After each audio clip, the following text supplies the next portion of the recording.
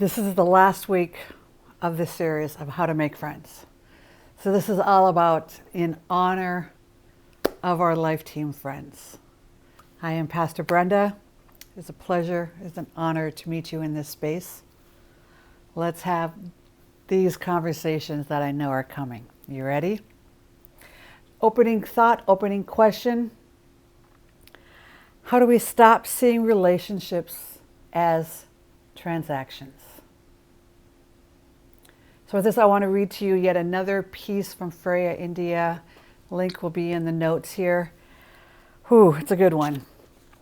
It's such simple advice, but it made me realize how rarely we hear anything like this today, to let things go. Therapy culture tells us we have to be hypervigilant, scanning for every red flag in a relationship. Feminism makes us feel we should always be on our guard against oppression and unfairness. You say, obvious disclaimers about abusive partners aside, but I can't help feeling that the definition of abuse has stretched so far now that any small slight is suspect.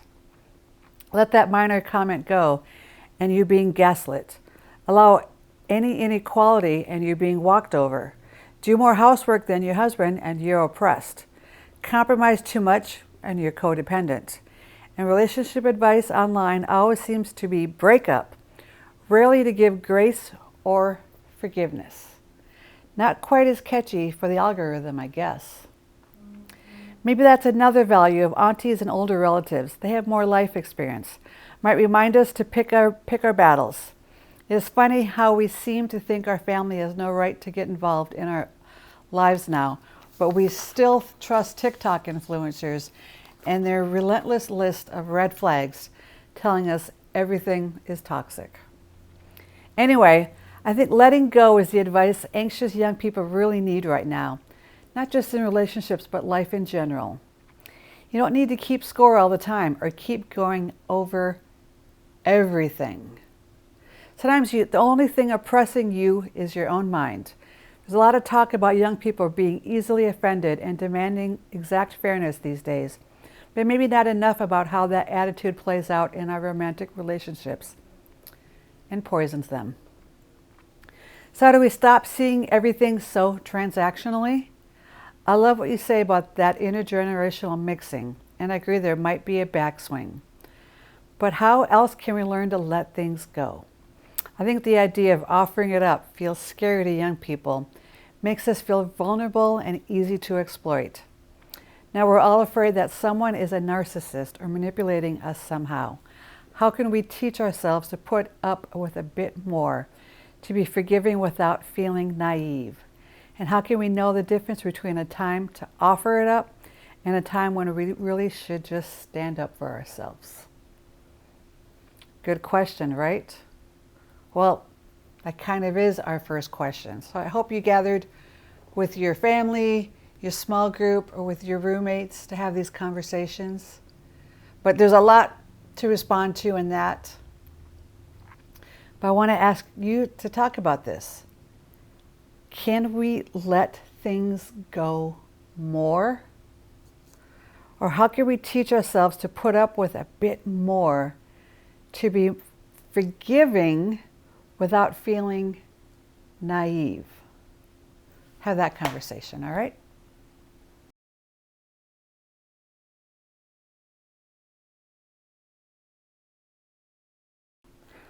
We say this a lot at our church.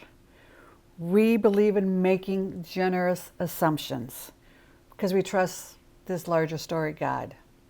So I hope your conversation led to maybe bravely making more generous assumptions than looking for red flags everywhere. Because we'll all suffer friendship loss. When friendships run through their seasons, the ending hurts, as it should. This person is walking away with a vulnerable piece of you. They know your story and they know your secrets. This friend was your safe person who knows your vulnerable stuff. And there was an understanding between the two of you that this friendship would go the distance.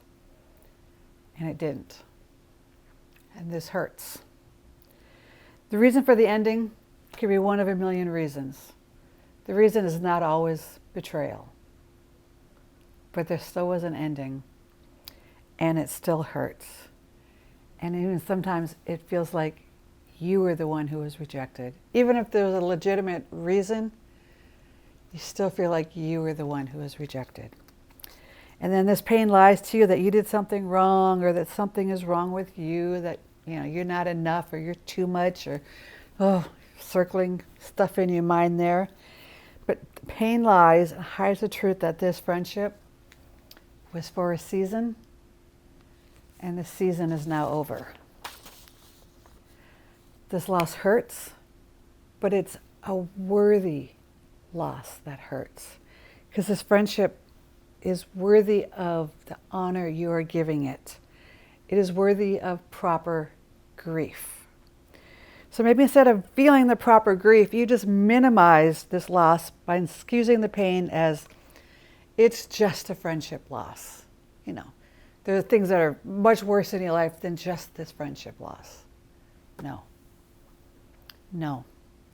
This loss is important, and this loss hurts, and it is worthy to be grieved. So don't move too quickly. Don't move on. Don't just get over it. Don't rebound with a new group of friends. Sound like a relationship breakup? This is the same advice. But I want this loss of friendship to be honored with good grief here. Isn't the process of grief to honor someone because she was so loved and so valued? My grief over a broken loss is worth every minute of the great love we share and now shared. Grief honors this friendship that is now over. Without recognizing that you are going through the process of grief, you interrupt your healing, and you minimize the value of this friendship and the formation it had on you. Because this is not just a friendship. This was someone on your life team.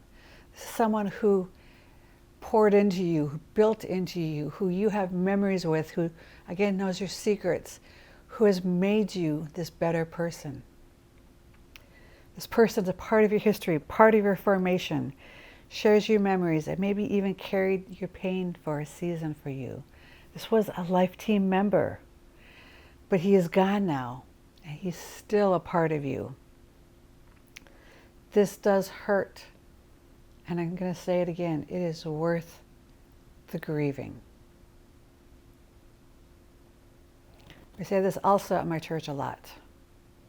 Hope confronts. This is the hope for friendship. Hope gives energy, sustenance, and direction to people to keep going, to win against the all odds. With hope, we can endure almost anything, and certainly more than if we lose it and never had it to begin with. In short, hope keeps us going, and that can be a problem. Hope keeps us going, and when you misspend it, hope can keep you going in the wrong direction, sometimes for a long time. And this brings up a crucial dilemma. If hope is necessary, is it ever right to give up hope? Said another way, when do we need to face the music and realize that a situation, a relationship, a job is just not going to make it? How do you decide if something truly is worthy of your hope and when you just need to create that ending? Here's something deep. Hopelessness is the doorway to hope. The confession of hopelessness frees you from attempting to do what you do not have power to do on your own. The admission of hopelessness frees us from acting as though we are something we are not. The confession of hopelessness robs shame of its paralyzing power. The confession of hopelessness frees us from isolation. The admission of hopelessness positions our heart to receive the gracious comfort that the God of all comfort has promised each one of his children. So negotiating this hope paradox is one of the factors that separates the truly great and successful people from those who aren't. Again, you don't have to be a Christian to have this skill, but it sure helps. The Holy Spirit is really good at helping you with this kind of discernment. I mean, do you continue to hope things will return to good and strength? Or is it time to say, got to end this, got to create a necessary ending? The wise ones know how and when to spend the precious commodity of hope on a relationship or a situation versus when to get truly hopeless that it or the person is not going to work. The paradox is this: by getting hopeless about a situation or a specific person's ability to change, these individuals step up, create an ending to what is not working. And by doing that, by getting hopeless, and you're going to kind of go forth and create an ending, you're actually restoring hope to your life. This is the hope paradox. Getting hopeless helps you come back to hope. Your decisive action restores confidence and builds hope that something is going to change and get better. The get hopeless step is one of the most brave and powerful steps that someone can take. Because again, you're going to finally lead you to hope. So here's the difficulty. How do you know when more perseverance is needed because there truly is hope for something or for someone to turn around? And vice versa. How do you know that the worst thing you could do is to give it more time? To let it, build more track record of untrustworthiness. The wise people are really good at this. The emotionally stunted people don't. You see what I'm saying here? The bottom line is this: hopelessness is not always a bad thing, but sometimes hope can be. To continue to do the same thing, expecting different results, is usually the sign that you are due for a necessary ending of some sort. You must have the courage to create the necessary ending to what or to whom is not working. Bring about that new energy and a new way that can be the source of real hope instead of empty wishing. When you do that, you bring hope to yourself, your people, and your relationships. Hope is precious and essential. Do not let it go to waste because your desire for something is misplaced or your fear of ending something is too strong.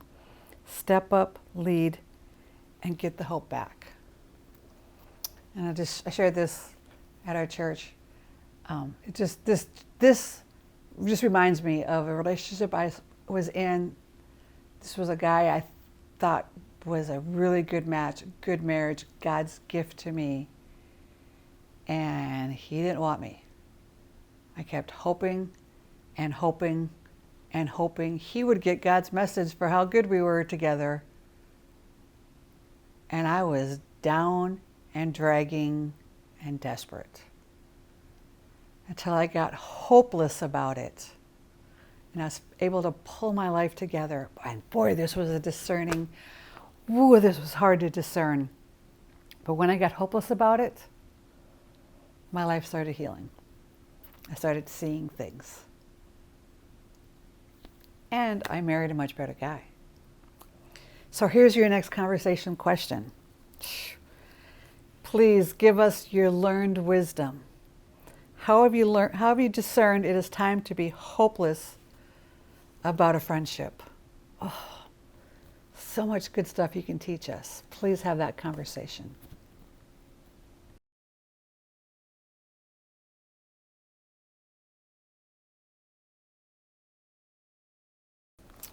All right, I have a few nuggets I wasn't able to squeeze in for the rest of the series. I just want to give you here as we end this fabulous, I think so, series. Do you love your friends enough to have the uncomfortable conversations? You know what I mean. This is the ones where you just need to talk about something and you're nervous about it. I mean, you feel it in your gut, but you just have to have the conversation to know to get hopeless or to keep the hope or to see what's off or to know what's going on. You just have to have this conversation. Because the relationship you want with your friends, especially your life team friends, is going to be on the other side of that conversation. Another brave decision, but to do that uncomfortable conversation, if you really want to honor your life team, you'll have those conversations. Another thing, I've just been picking up, one of the big benefits of forming your life team is to keep you out of self-deception about yourself.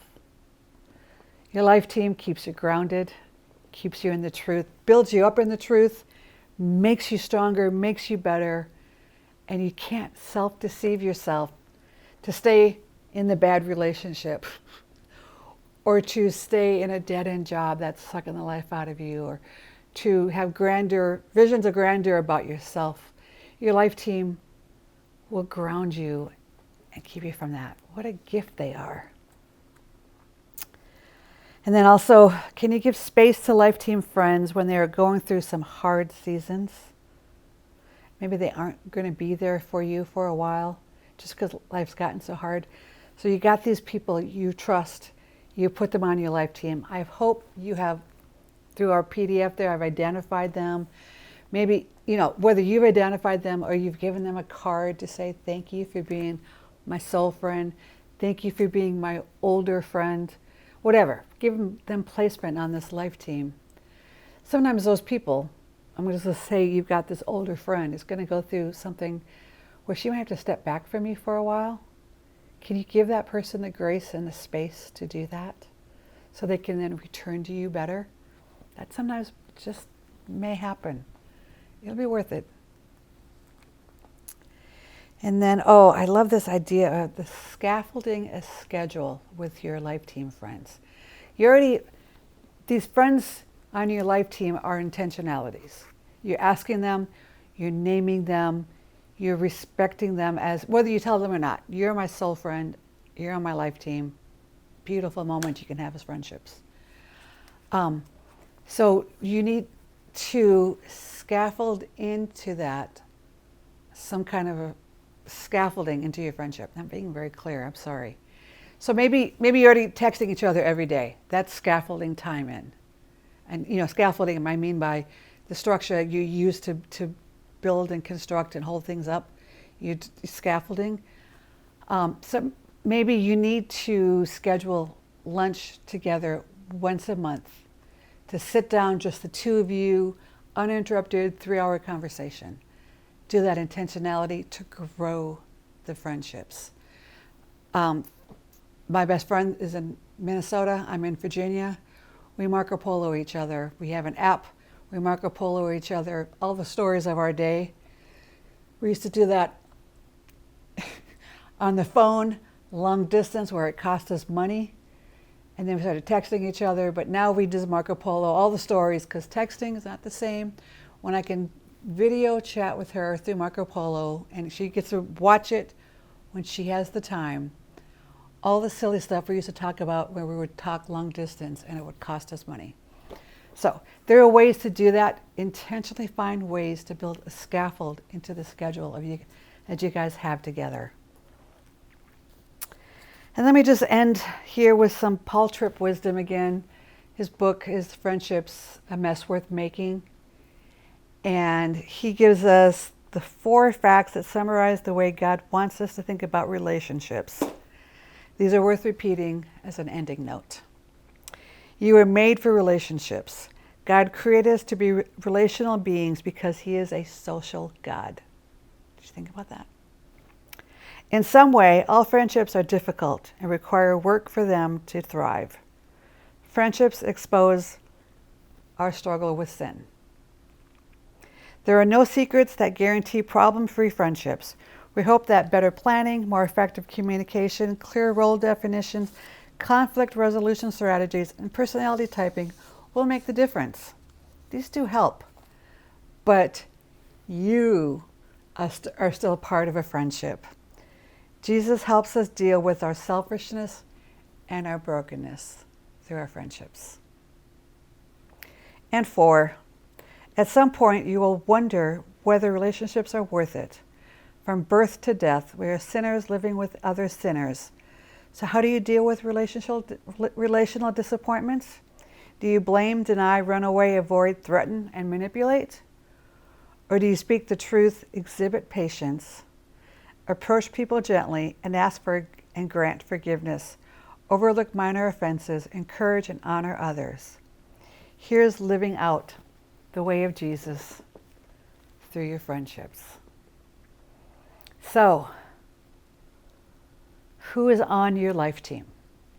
Who are you intentionally putting on your life team? And let's see how your life grows. I'll see you again.